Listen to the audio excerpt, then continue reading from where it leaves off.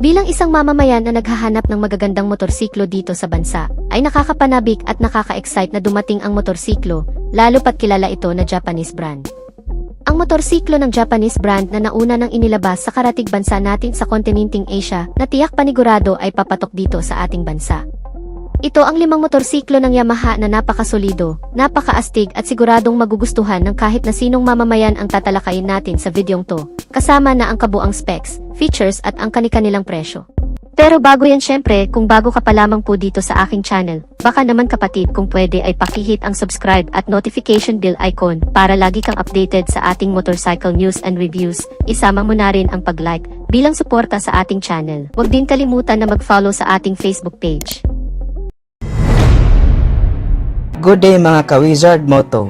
For today's video ay tatalakayan natin ang isang motor na may kapareho sa Yamaha Force 155. Ito ay ang Yamaha S-Max 155 na unang inilabas taong 2015 sa bansang Taiwan. Nagkaroon po ito ng diversification at yun na nga po yung Yamaha Force 155 na inilabas din sa kasunod na taong 2016, also sa bansang Taiwan. Mula noon hanggang ngayon, ang Yamaha S-Max ay isa sa pinakamabentang motor ng Yamaha, hindi lang sa bansang Taiwan, kundi pati na rin sa European country at Canada. Anyway, ang tawag pala nila sa motor na to sa Europe market ay Yamaha Majesty 155. Pag-usapan pa natin kung ano ang specs ng motor na to at iilan pa niyang mga features. Sa Pilipinas ay nangunguna ang NMAX 155 sa may pinakamadaming gumagamit na scooter ng Yamaha. Ang pagtapat naman nito ng Honda sa ganitong kategorya ay ang Honda PCX 160. Ang motor na pag-uusapan natin ngayon, ang Yamaha S-Max 155, ay may karakter na kagaya ng sa Honda PCX 160 na naka-naked handlebar. Kaya tinagurian din itong sporty maxi scooter dahil ito ay naka-naked handlebar. Ang itsura naman nito ay kapareho ng sa Yamaha NMAX 155. Pero masasabi natin na lamang itong S-Max 155 sa dalawa dahil meron itong karakter na maikukonsidera natin na isa sa pinaka-importante na dapat magkaroon ang isang scooter sa makabagong panahon natin ngayon. Ito ay ang flat floor footboard o mas kilala sa atin mga Pinoy na gulay board. So kung type mo ang motor na naka-naked handlebar at parang NMAX ang datingan and at the same time may gulay board, itong Yamaha S-Max ang nararapat para sa'yo. So far, ang Yamaha Philippines ay wala pa talagang scooter na 155cc category na may gulay board. Anyway guys, sa Pilipinas ay meron pala tayong isang scooter na halos kapareho ang itsura nitong Yamaha S-Max 155. Isa itong Singaporean brand. So ang S-Max 155 ay mayroon nga po itong middle flat floor footboard na wala sa NMAX at PCX. Very convenient kapag ikaw ay nagmamaneho. And at the same time ay meron ka pang paglagyan ng luggages. Isa din sa kagandahan ng motor na to ay ang kanyang suspension dahil naka-monoshock na po ang suspension niya sa likuran, which means na mas sporty talaga siyang tingnan compare sa PCX at NMAX. Very smooth ang kanyang suspension response pagdating sa malulubak na daan. Naka full LED na rin ang kanyang headlight, position light, daytime running light at tail light. Mayroon din itong mini compartment sa harap na pwedeng paglagyan ng gamit like wallet, pamunas, tubig at iba pa. Nakapaloob din sa mini side compartment ang 12 volts charging port para sa ating cellphone na alam naman nating sa panahon ngayon ay very useful talaga ang ganitong features. Lalong-lalo na sa ating mga delivery riders na kaakibat na ang cellphone sa kanilang trabaho. Kahiliran naman ito ang kanyang susian at ang kanyang fuel access, kagaya ng sa Yamaha Gravis na nasa harapan na ang kanyang fuel access. Speaking of fuel, ay mayroon itong fuel tank capacity na 7.4 liters. Average fuel consumption ay 37 km per liter. Pagdating naman sa underseat compartment ng motor na to, ay meron itong wide underseat compartment na kasya ang full face helmet at may extra space pa para lagyan ng jacket, gloves, documents at kung ano-ano pa. Meron din itong split type rear grab bar para hawakan ng ating pillion rider. When it comes naman sa kanyang braking system ay very updated na talaga dahil bukod sa naka-disc brake na ang kanyang harap at likod ay mayroon na din itong ABS o anti-lock braking system both sa harap at likod. Ipiprevent po nito ang pagka-lock ng brake kung may biglaang pagpreno na maaaring magresulta sa pagkadulas at pagkadisgrasya, pero importante pa din ang iba yung pag-iingat sa pagmamaneho dahil hindi rin talaga 100% guaranteed na safe ka sa features na to. Punta naman tayo sa sukat ng kanyang gulong. Meron itong 120 by 70 with 13-inch mag size sa harap, 130 by 70 with 13-inch mag size naman sa likod, all tubeless. Punta naman tayo sa pinaka-main ng motor na to, ang kanyang engine specs. Of course, meron itong 155 cubic centimeter engine displacement, 4-stroke, 4 valves, single overhead cam, single cylinder, fuel injected, liquid cooled at ang kanyang transmission type ay CVT. Starting system ay electric start at wala po itong kickstart. Sa overall specs and features ng motor na to ay almost the same lang din talaga ng sa Honda PCX at Yamaha NMAX. Ang price pala ng motor na to sa Taiwanese money ay nasa 105,600 Taiwanese dollar at kung direkta nating i-convert ito sa Philippine peso ay medyo mahal sa kadahilan ng masyadong mahal din ang tax sa Taiwan. At kung dadalhin nga ito sa Pilipinas ay maaring bababa pa ang price nito. Ang estimated natin dito based sa kanyang specs at features ay around 145,000 to 155,000 pesos. Isa na namang panibagong motor ang nilabas ng Yamaha, kamakailan lang at ito ang Yamaha Lexi LX155. Mas moderno at mas affordable ang presyo nito kumpara sa Yamaha NMAX at Yamaha Aerox. At ito rin ang ipangtatapat ng Yamaha sa Honda Click 160 at siguradong magugulat ka sa mga specs at features na meron sa motor na ito. Baka nga ito na ang susunod mong maging scooter kapag dinala na ito dito sa Pilipinas. Pagdating sa kanyang disenyo ay moderno at napaka-elegante ng forma.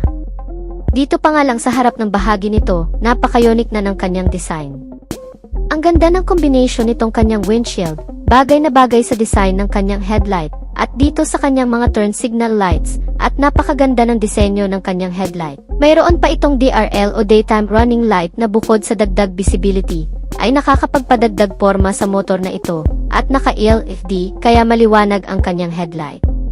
At yung kanyang mga turn signal lights, nandito ito sa itaas kaya kitang-kita ka kapag kakaliwa o kakanan, at meron na rin itong hazard lights.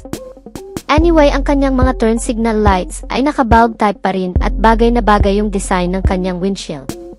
Para itong pinaliit na Yamaha NMAX, mas simple ito pero maxi-scooter pa rin ang kanyang datingan. Pagdating naman dito sa kanyang tail light, medyo maliit ito, pero naka-LED na rin yan kaya maliwanag siya.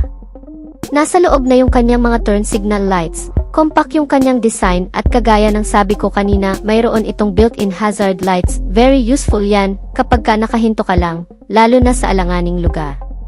At napakaganda ng design ng kanyang instrument cluster, parang pinagsamang Yamaha Aerox at Yamaha NMAX ang kanyang design, kung makikita mo ay very modern talaga. Fully digital display kaya madaling maintindihan ang kanyang mga indicator, at magkahiwalay pa yung kanyang mga turn signal lights indicator. Kaya hindi ka malilito at pwede mo na ring i-connect ang cellphone mo dito, dahil meron itong Yamaha Way Connect na kung saan ay makikita mo dyan sa panel mo kung may tumatawag or may nagte-text sa'yo. At makikita mo naman sa cellphone mo ang buong status ng motor mo, kung merong bang sira o merong kailangang palitan, mas madali mo siyang makikita. Anyway, itong bagong Yamaha Lexi LX155 ay merong dalawang variation, isang keyless at isang desusi. Itong naka-keyless system ay meron siyang anti-lock braking system. Very convenient ito, dahil meron na itong built-in charging port, pwede kang mag-charge ng cellphone mo dito. Very useful ito, kung gagamitin mo ang motor mo pang hanap buhay. Speaking of hanap buhay, perfect na perfect pang hanap buhay ang motor na ito. Dahil naka-flat footboard ito, kaya kung marami kang dala-dala kung delivery rider ka, ay hindi ka mahihirapang maglagay ng mga gamit sa harapan mo. Like mga parcel at kung ano-ano pa, dahil meron siyang space na pwedeng paglagyan dito sa harapan. So pinagsamang panghanap buhay at pangporma ang design nitong Yamaha Lexi LX155. Kapansin-pansin din na malapad ang kanyang footboard, medyo ma-extend mo siya ng konti, pero hindi ito kagaya ng Yamaha NMAX na matutuwid mo ang paa mo. Pagdating naman sa engine nito, the same lang din naman sa Yamaha NMAX at Yamaha Aerox. Meron itong 155 cubic capacity na engine displacement, liquid cooled, single overhead cam, 4 valves. Naka-fuel injected na ito at power by Blue Core technology. At syempre meron din itong variable valve actuation. Ang compression ratio nito ay nasa 11.6:1. At ang kanyang maximum power ay 11.3 kW at 8,000 revolution per minute, with a maximum torque of 14.2 Nm of peak torque at 6,500 revolution per minute. Mas lightweight na rin pala ang scooter na ito dahil 116 kilos lang yung standard version at 118 kilos naman yung anti-lock braking system na version. At dahil fuel-injected and powered by Blue Core technology na ang scooter na ito, ay matipid ito sa gasolina. Kumokonsumo lang ito ng 45 to 50 km per liter. Medyo maliit nga lang din ang kanyang fuel tank capacity na meron lamang 4.2 liters, parang pang 125 cubic capacity lang, at nandito lang din yung kanyang fuel tank sa ilalim ng kanyang upuan, kaya medyo nakompromiso yung space ng kanyang underseat compartment. Mayroon lang itong 18 liters, medyo maliit lang talaga at hindi dyan kasya ang isang full face helmet, pero makakapaglagay ka na rin ng mga importanteng gamit mo dito. Maganda yung design ng kanyang upuan, malapad ito, kaya komportable ka rin sa mahabang biyahe, at ang seat height naman nito ay 770mm lang kaya perfect na perfect talaga sa may mga average na height. Pagdating naman sa mga gulong nito, ang sukat ng kanyang gulong sa harapan ay 90 by 90 by 14, sa likod naman ay 100 by 90 by 14. Sa braking system naman ay naka-disc brake sa harapan at naka-drum brake sa likuran. At kagaya ng sabi ko kanina, yung Ease version ay meron siyang anti-lock braking system, pero single channel lang sa harapan lang ito, dahil nga naka-drum brake lang din ang kanyang likuran. Dito naman sa kanyang mga suspensions ay naka-telescopic fork sa harapan, at naka-single shock naman dito sa likuran. Pagdating naman sa presyo nito, wala pa tayong konkretong detalye sa magiging presyo nito dito sa Pilipinas. Pero kung i-convert natin yung kanyang presyo galing sa Indonesia, ay magiging 107,999 pesos lang ang anti-lock braking system na version. Inilabas ang bagong modelo ng Yamaha X-Force 155 sa Japanese market kamakailan lang, ang pagsibol ng makabagong henerasyon ng isang motorsiklo na kung saan ay ipinapakilala na may makabagong youthful design na kalakip ay makabagong features na para sa mga kabataan ngayon. Ang pagkakaroon ng mga agresibong disenyo at estilo ng kanyang front face na may daytime running light na makikita sa center position at dagdagan pa yan ng naka-vertical signal lamps na sa ibaba naman nakalagay, sinamahan ng napakaangas na headlight at smooth type windscreen protector nito na mas nagpaangas palalo sa external design at overall features. At ang pagiging convenient naman ito ay hindi rin nawawala sa pagkakaroon naman ng flat footboard o gulay board na tinatawag. Unlike kasi sa ibang unit ng Yamaha, tulad na lamang ng Yamaha Aerox, Yamaha NMAX na may central spine na lagayan ng gasolina, so ang kagandahan naman ng motorsiklong ito ay magkakaroon ka pa ng space na pwedeng paglagyan ng mga gamit o bagay na hindi nakasya sa kanyang compartment storage, at samahan pa yan ng comfortable seats platform na may makapal na foam na parang nakaka-relax namang tingnan. At ang rear portion naman nito makikita ang compact LED na tail light nito na may pagka-modern looks na, at sa pamamagitan nito ay lumalabas ang pagiging premium at pagiging elegante ng motorsiklong ito. Naka-halogen bulb naman ang iba pang mga ilaw nito, kagaya ng sa headlight, daytime running light, position light at turn signal lights. In terms naman sa mga features pa na meron sa motorsiklong ito, ang instrument cluster ng motorsiklong ito ay naka-LCD display. Ang kagandahan naman ito ay may kasama na itong Bluetooth connectivity, na kung saan ay pwede mong i-connecta ang cellphone mo dito, lalo na kapag ikaw ay nagda-drive at may inaasahan kang importanteng tawag or text message, ay mas mabilis mo makikita ang notification sa screen ng instrument cluster nito kapag may na-receive na call or text ang cellphone mo.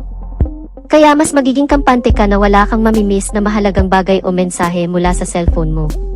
Meron rin itong WayConnect system ng Yamaha, ang sistemang ito na kung saan ay mamonitor mo ang maintenance recommendation mula sa motorsiklong ito at ibang aktibidad maging kanyang last parking location.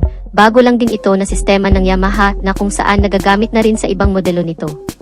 At bukod pa dyan ay may kasama na rin itong USB port charging system na po pwede na rin mag-charge ng cellphone habang ikaw ay nagda-drive. Karagdagang convenient din naman dahil kapag alam mong lowbat ka na ay hindi mo na kailangan pang mag-stop over sa mga charging station dahil makakapag-charge ka na rin dito mismo sa motorsiklo. At syempre kung napaka-convenient nito ay hindi naman nawawala ang pagiging safety naman ng motorsiklong ito. Dahil pagdating sa kanyang mga safety features ay siguradong mapabibilib ka rin. Ang pagkakaroon ng advantage sa safety features din kasi ang hinahanap ng marami, lalo na kung ikaw ay baguhan pa lamang sa pagmamaneho ng motorsiklo. Ang pagkakaroon nito ng naka-dual channel ABS sensor, ang isa rin sa ipinagmamalaki ng motorsiklong ito na kung saan ay mas magiging confident ka na rin kung mapatakbo mo man ng napakabilis at bigla mong napindot ang brake lever nito, ay safe na makakapag-brake nang hindi ka tumatalsik o ma-out of balance. At hindi lang yun, isa pang karagdagang sa safety features nito ay ang traction control system naman. Tama po kayo nang naririnig, ang motorsiklong ito ay equipped na din sa makabagong safety features na ito, na kung saan ay magagamit mo naman sa mga kurbadang kalsada, madudulas at matubig na lugar, o kaya naman sa malulubak, dahil sa pamamagitan nito ay may iwasan ang pagkadulas o pagkasemplang dahil binabalansin ito ang ikot ng dalawang gulong sa harap at sa likod. Kaya mas magiging panatag ka pa habang ikaw ay naglulong ride.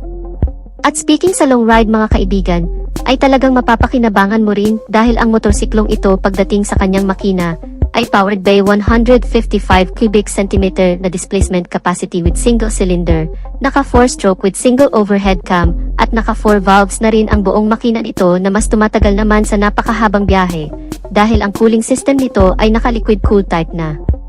At syempre, hindi pa rin mawawala ang Blue Core technology at ang VVA o Variable Valve Actuation na kung saan ay pinapaganda pa lalo ang takbo ng makina at mas pinapatipid na rin ang pagkonsumo sa gas. Ang makina ng motorsiklong ito ay dinagdagan na rin ng isa pang feature na SMG o Smart Motor Generator na ang ibig sabihin ay mas tahimik at smooth na ang andar ng makina nito na hindi na rin maingay ang ugong at isa pa sa kagandahan ng scooter na ito ay hindi na rin ito mausok kaya eco-friendly na rin talaga. Naka-CVT transmission with variable speed, at may full tank capacity na 6.1 liters na hindi ka na rin bibitinin kahit ibiyahe naman ito ng hanggang 6 na oras na walang hintuan dahil naka-full injected type ang fuel system, ay may katipiran na rin naman ang fuel consumption. Naitala na umabot sa 40.9 km per liter, mas matipid ito kung tutuusin sa Yamaha NMAX, at mas malaki naman ang tangke sa Yamaha Aerox kaya talagang panalo ang motorsiklong ito. Pagdating naman sa engine performance, dito din talaga natin masusukat ang lakas o ang power output level ng motorsiklong ito sa pagkakaroon naman ng maximum power of 15 horsepower sa kada 8,000 revolution per minute. Habang ang maximum torque naman, ito ay 410 Nm sa kada 6,500 RPM, malakas-lakas na rin naman ang ganong klaseng arangkada ng makina, yun nga lang pagdating sa top speed o buong bilis na inilabas na ng motorsiklong ito. Batay na rin sa ilang pagsusuri at test drive na ginawa ng Yamaha, ito ay umaabot sa bilis na 120 km per hour o halos kapantay lang din ng bilis ng Yamaha Aerox. Para naman sa ilang specs na meron pa sa motorsiklong ito, pagdating sa kanyang chassis and suspensions, ang front suspensions nito ay naka-telescopic fork, habang ang rear suspension naman nito ay naka-swing arm with dual shock absorber.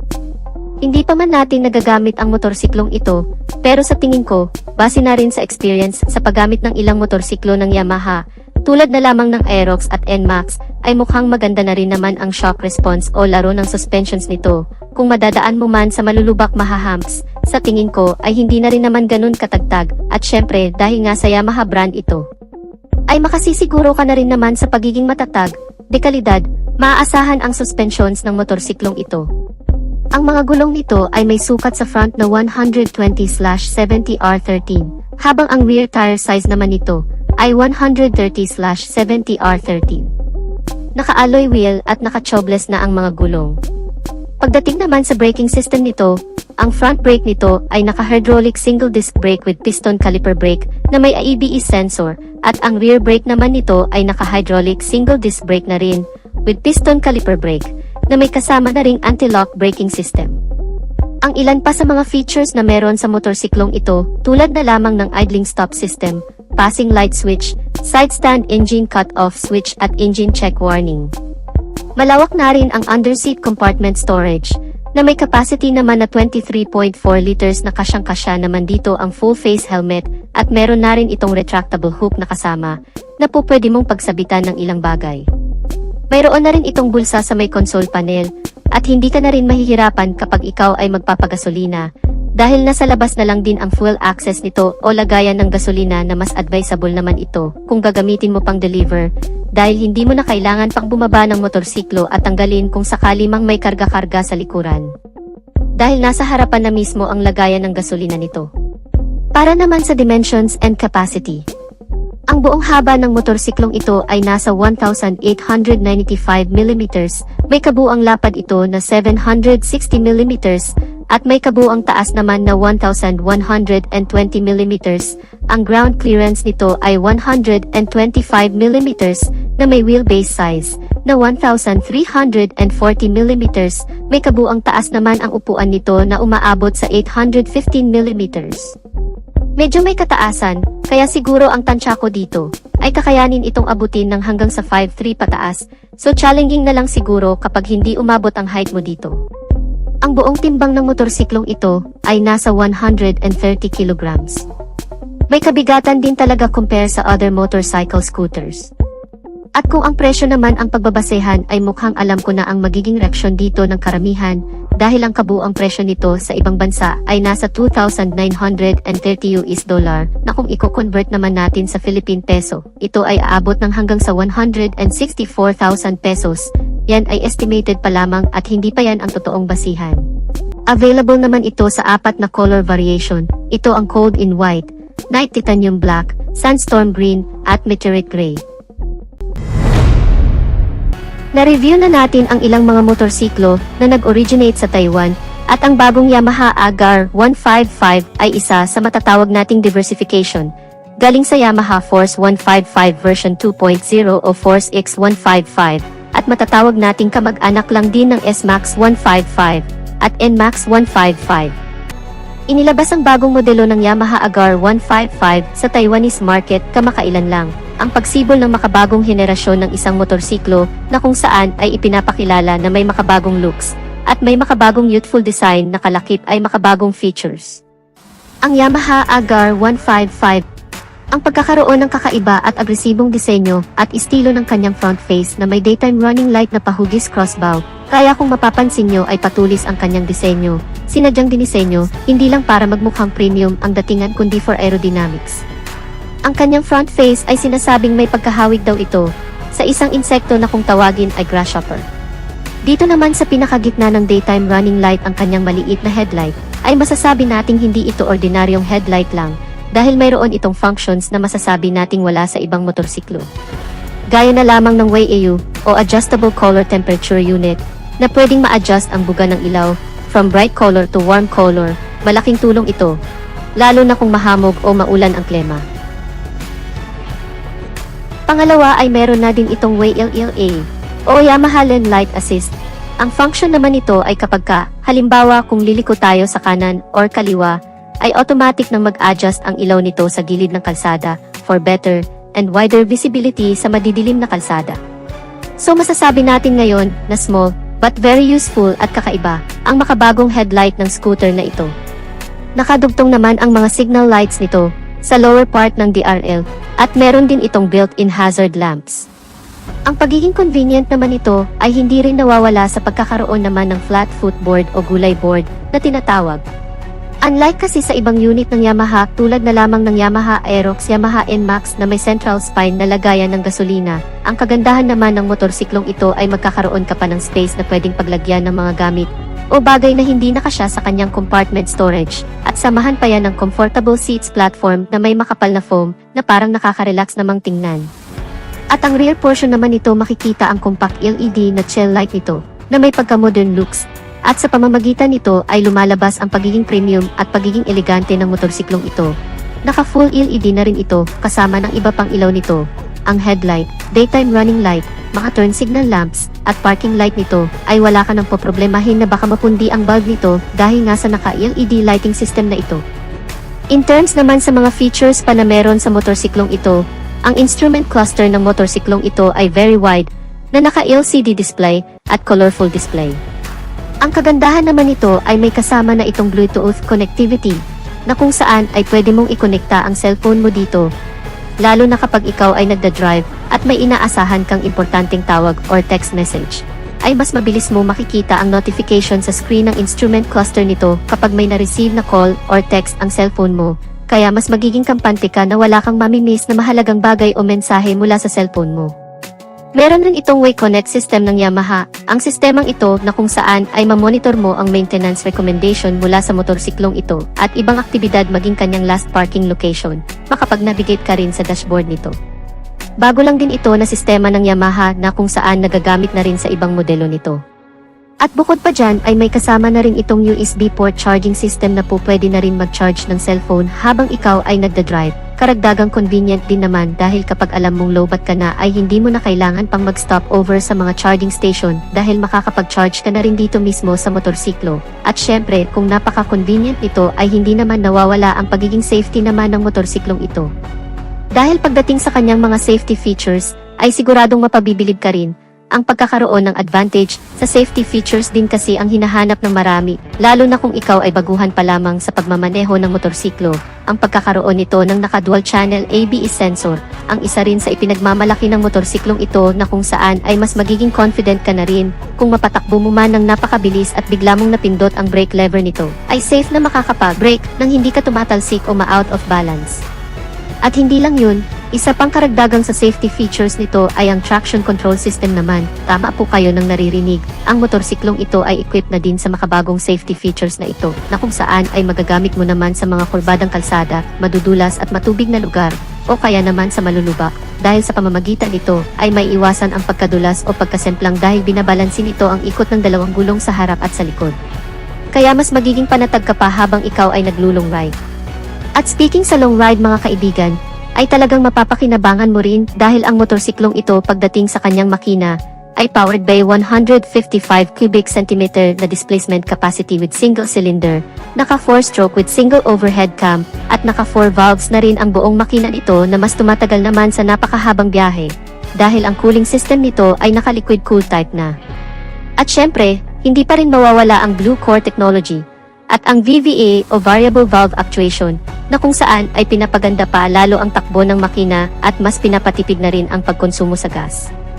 Ang makina ng motorsiklong ito ay dinagdagan na rin ng isa pang feature na SMG o Smart Motor Generator, na ang ibig sabihin ay mas tahimik at smooth na ang andar ng makina nito, na hindi na rin maingay ang ugong, at isa pa sa kagandahan ng scooter na ito ay hindi na rin ito mausok, kaya eco-friendly na rin talaga.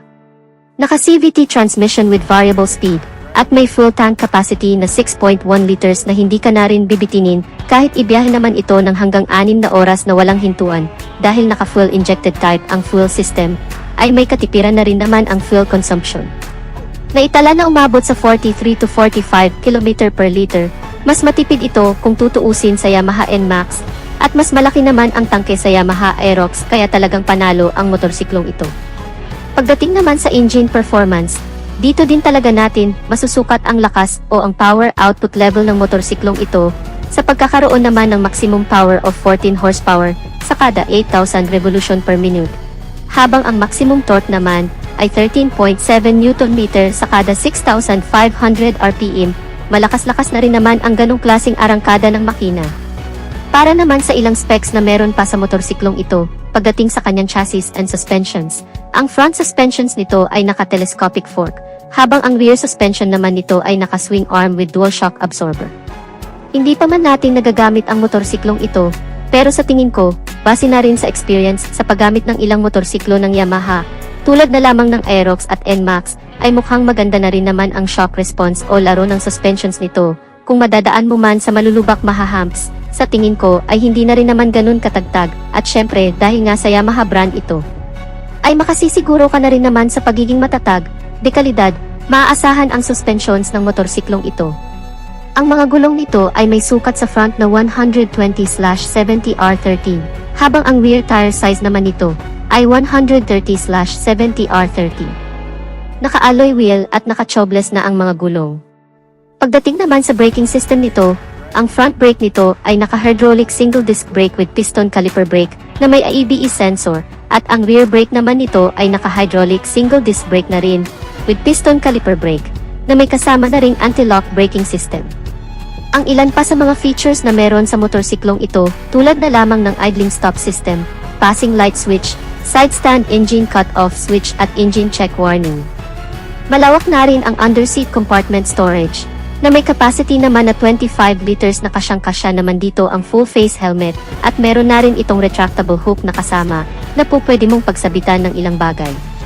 Mayroon na rin itong bulsa sa may console panel at hindi ka na rin mahihirapan kapag ikaw ay magpapagasolina dahil nasa labas na lang din ang fuel access nito o lagayan ng gasolina na mas advisable naman ito kung gagamitin mo pang deliver dahil hindi mo na kailangan pang bumaba ng motorsiklo at tanggalin kung sakali mang may karga-karga sa likuran. Dahil nasa harapan na mismo ang lagayan ng gasolina nito. Nakakilas entry na din ang scooter na ito at very sporty dahil naka-necked handlebar. Para naman sa dimensions and capacity. Ang buong haba ng motorsiklong ito ay nasa 1,920 mm, may kabuang lapad ito na 760 mm at may kabuang taas naman na 1,120 mm. Ang wheelbase nito ay 1,340 mm, may kabuang taas naman ang upuan nito na umaabot sa 815 mm.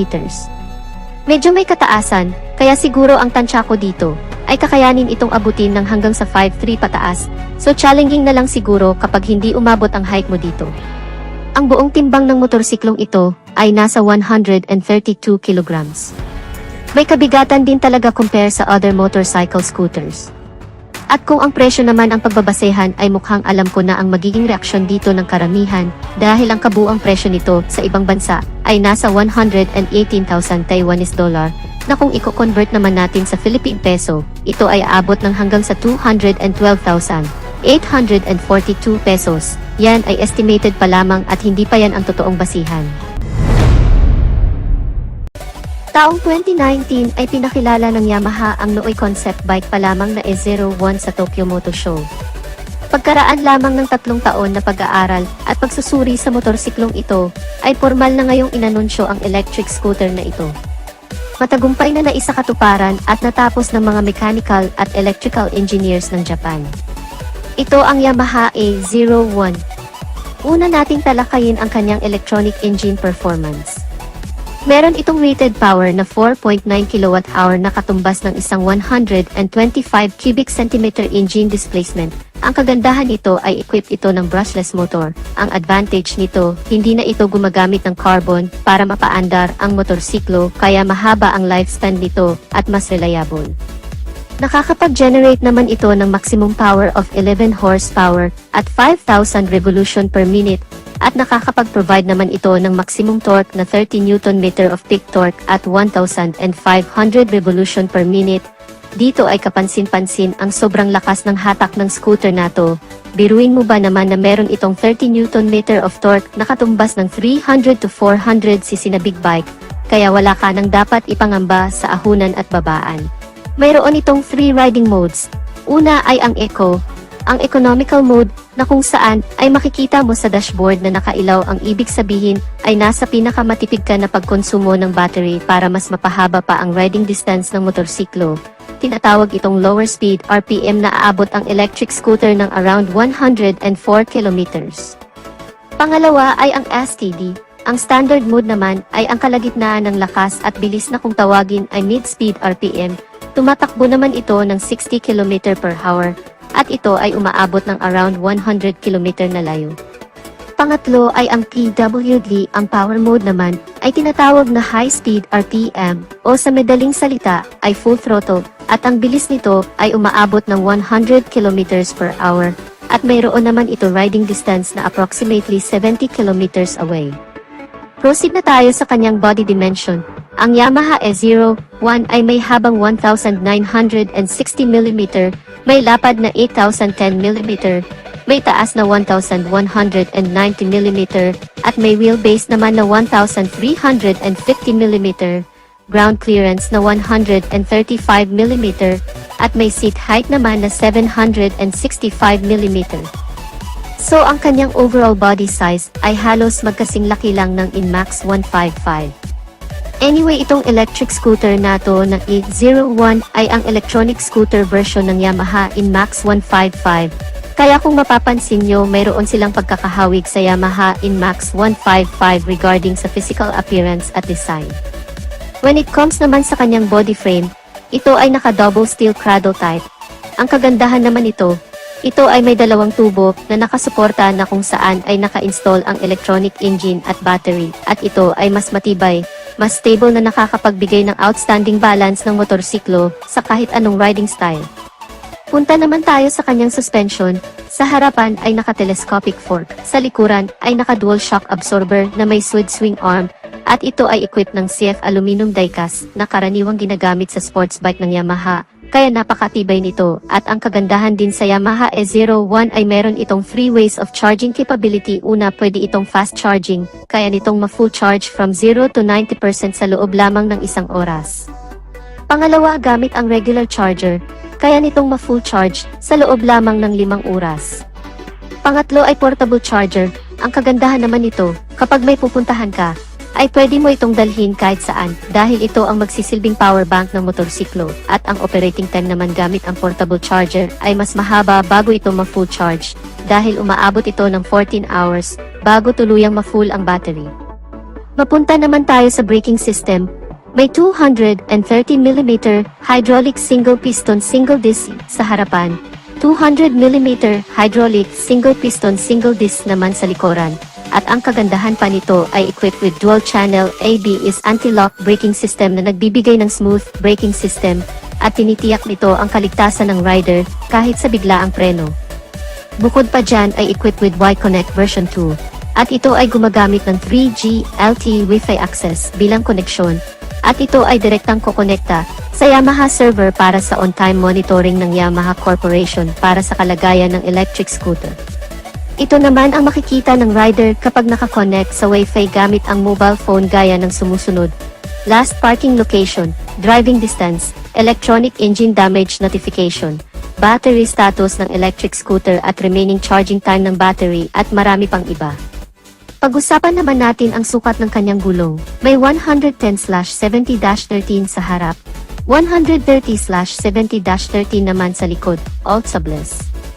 Equipped rin ng TCS o traction control system ang motor nato na siyang nagpapanatili ng stable na pagtakbo ng motorsiklo. Pagdating sa cornering sa madudulas na kalsada ay very safe ito, dahil itinutugma nito ang pag-ikot ng mga wheels na naaayon sa bilis ng takbo ng motorsiklo para maiwasan ang pag-overlaps ng mga gulong nito. Talagang nakakamangha ang electric scooter nato, dahil lahat na ng magagandang features ay nandirito na, kaya sulit talaga ang Yamaha E01. Pagdating naman sa starting system, ito ay naka-electric start. Mayroon naman itong 23 liters of underseat compartment na nakadesign para sa kanyang portable charger, para sa long ride situation, at kung mamamalingki ka naman ay pwede mo na tong iwanan sa bahay. Meron na rin itong built-in USB charging port sa harapan na kung saan ay pwede mong i-charge ang iba't ibang klase ng gadgets gaya ng cellphone. Pagdating naman ng additional safety features, ang electric scooter na ito ay equipped with smart keyless system na kung saan ay remote na lang ang ginagamit upang i-operate, kaya very safe laban sa magnanakaw at komportable kang hindi mananakaw. Ang kagandahan pa nito, ito ay equipped with belt drive transmission na nakakapagbigay ng less noise at smooth riding conditions. Pagdating naman sa instrument panel, ay naka-fully digital dashboard, at dito ay makikita mo lahat ng importanteng impormasyon gaya ng trip meter, tachometer, odometer, TCS, clock at marami pang iba. Ang electric scooter nato ay may top speed na 100 km per hour, at may kabuang bigat naman ito na 158 kilograms. At ang panghuli, ang price tag ng bagong Yamaha E01 ay nagkakahalaga around 175,000 pesos, converted na sa Philippine money. Take note, ito ay base lamang sa conversion at pwede pa itong tumaas o bumaba, depende sa value-added tax na idadagdag o ibabawas. So that's it mga ka-Wizard Moto, ang 5 astig na motorsiklo na galing sa hanay ng Yamaha na tiyak pananabikang makarating dito sa bansa, ang 5 scooter na pambato at pang-compete ng Yamaha sa iba pang motorcycle brand. Maasahan at subok na sa kalidad, ang brand na matagal ang pinagkakatiwalaan ng mga mamamayan. Kung bigyan lang sana tayo ng pagkakataong dalhin ito sa Pilipinas, ay tiyak papatok ito dito sa ating bansa. So dito na natin tatapusin ang ating video mga ka-Wizard Moto. Leave the comment kung ano ang masasabi mo sa 5 motorsiklo na tinalakay natin. At kung bago ka pa lang din sa ating channel, huwag kalimutang mag-subscribe. Pakihit na rin ang notification bell at like button. Maraming salamat, ride safe and may God bless us all.